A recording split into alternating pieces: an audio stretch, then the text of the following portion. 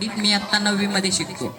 स्वामी विवेकानंद आपल्याला सांगतात की एखाद्या गोष्टीचा विकास, देशाचा विकास हा त्या देशातील युवकांच्या प्रमाणावर अवलंबून असतो. म्हणजेच युवक हाच त्या देशाचा आधारस्तंभ आहे. देशाबरोबर असतो आपल्या कुटुंबाचा, आई आणि वडिलांनी हाताला चटके खाऊन केलेल्या कष्टाचा देखील तो आधार आहे.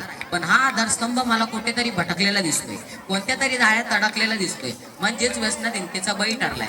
अहो काय व्यसनाधीनता, कशामुळे होते व्यसनाधीनता, नेमकी व्यसनाधीनता म्हणजे काय, असा प्रश्न आपल्या समोर असतो. व्यसनाधीनता म्हणजे एखाद्या गोष्टीचा अतिरेक होणे व तो त्या गोष्टी बिना राहू शकत नाही, म्हणजेच व्यसनाधीनता होईल. बरं, मी तुम्हाला एक उदाहरण सांगतो. एक युवक त्याच्या मित्रांबरोबर बाहेर फिरायला जातो. त्यावेळी तो पहिल्यांदा दारू पितो, त्यानंतर तो महिन्यातून कधीतरी दारू पितो, त्यानंतर तो आठवड्यातून कधीतरी दारू पितो आणि त्यानंतर तो दररोज दारू पितो. म्हणजे दारू पिणे ही त्या युवकाची गरज बनली आहे. दारू पिल्याशिवाय तो राहू शकत नाही, म्हणजेच तो युवक व्यसनाधीनतेचा बळी ठरलाय. त्याचप्रमाणे बिडी, ड्रग्ज, तंबाखू यांचे देखील व्यसन होते. व्यसन करणारा युवक हा नेहमी व्यसनाचे समर्थन करत असतो, ज्यावरून आपल्या लक्षात येते की आजचा युवक हा व्यसनाधीनतेच्या किती आहारी गेलाय.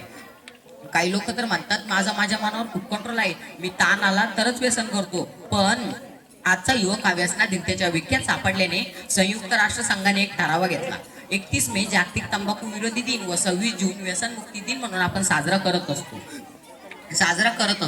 16 ते 32 वयोगटातील व्यक्तींना आपण युवक असे म्हणतो. युवक ज्याच्या जिभेतून निघणाऱ्या प्रत्येक शब्दाला धारदार शस्त्राची पात असते. युवक ज्याच्या प्रत्येक क्रांतीला कर्तव्य क्रांतीचा परिस्पर्श लाभलेला असतो. युवक जो राज्यासाठी, स्वराज्यासाठी वाटेल ते करण्याची धमक ठेवतो, कारण त्या देशाचा विकास हा त्या देशातील युवा पिढीवर अवलंबून असतो. म्हणजे युवक हा देशाला घडवू शकतो, देशाला आकार, विचाराने नेतृत्व देऊ शकतो. कारण युवकाकडेच मन, मेंदू, मनगट आणि हिंमत आहे. डॉक्टर APJ अब्दुल कलाम म्हणतात की आजच्या युवकाची शक्ती परिवर्तनाच्या ऊर्जे एवढी आहे.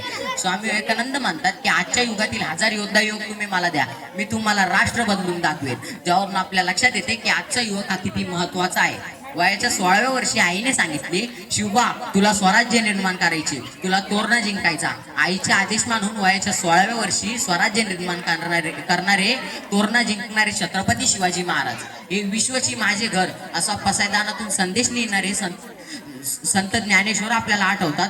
आणि आजचा युवक रातच्या 10 वाजेपर्यंत इकडून तिकडे रस्त्यांवर व्यसन करून नाचताना आपल्याला दिसते. डॉक्टर भीमराव रामजी आंबेडकर हे फक्त नावच नाही तर एका अशा महामानवाचे नाव होते ज्यांनी आपल्याला संदेश दिला की शिक्षण हे वाघिणीचे दूध आहे, जो पिणार तो गुरगुरल्याशिवाय राहणार नाही, असा अनमोल संदेश त्यांनी आपल्याला दिला.